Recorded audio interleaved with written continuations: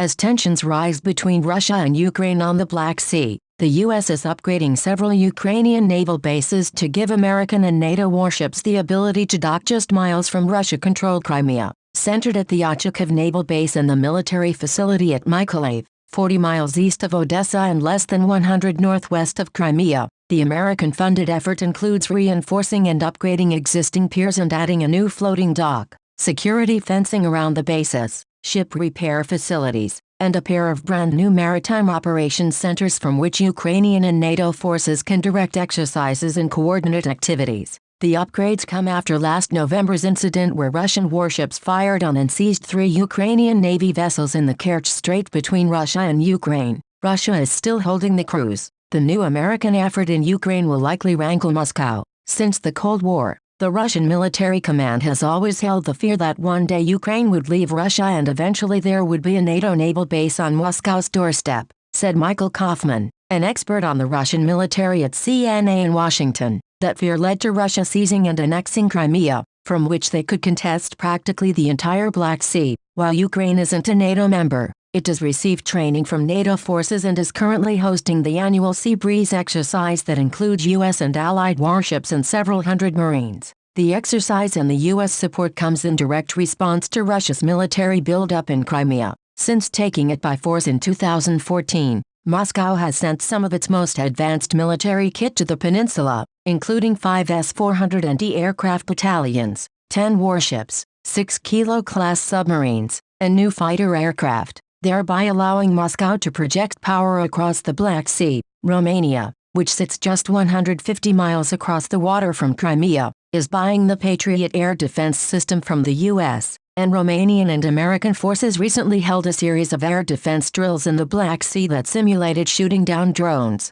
Russia's moves haven't gone unnoticed in the rest of Europe. While visiting Washington earlier this year, NATO Secretary General Jens Stoltenberg said the alliance was discussing what more we can do to enhance our security in the Black Sea region, adding the allies had already agreed on a package of measures to improve our situational awareness, and to step up our support for both Georgia and Ukraine. The focus will be on training of maritime forces and coast guards, along with increased port visits and exercises. A majority of the effort is taking place at the Ochukiv, which has seen a series of visits from U.S. Navy construction teams over the past few years. The work at Ochukiv won't be wrapped up until August. Lieutenant Spencer Bull, operations officer for Underwater Construction Team 1 currently in Ukraine assessing the piers, told me, the intent is to be able to use it for U.S. and allied exercises, he said, adding that his team of divers will work to reinforce existing piers, map out the seafloor to make sure bigger ships can dock there, and discuss where to place the planned floating dock.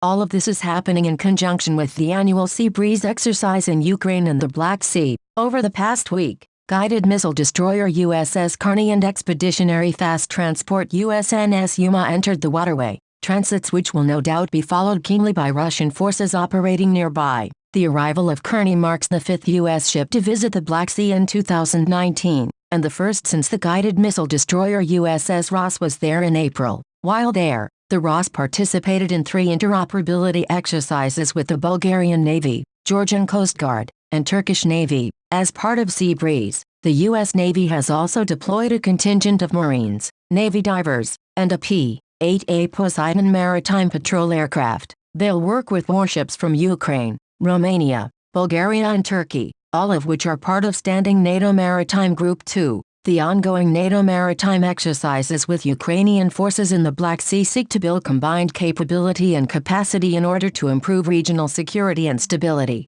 Lieutenant Commander Amelia Umayam, a 6th Fleet spokeswoman, told me in an email, our exercises in the Black Sea serve as a venue to work side by side with allies and partners to deter aggression and enhance our ability to work together. The size of the U.S. presence in the Black Sea will always be limited to the confines of the Montreux Convention, which limits the ship size and length of stay in the waterway of any warships from non-Black Sea nations. The aggregate tonnage of all non-Black Sea warships in the Black Sea must not exceed 30,000 tons and can only stay up to 21 days. While there are limits to the American presence in the waterway, having new port facilities in Ukraine will allow U.S. and NATO warships to sail and dock closer to Crimea than ever before. However, and the dual maritime operations centers will give the Ukrainians the ability to track Russian activities while putting some U.S. observers in the seat while American ships operate in the Black Sea. The USS Kearney's visit to the Black Sea reaffirms the U.S. Navy's commitment to this vital region,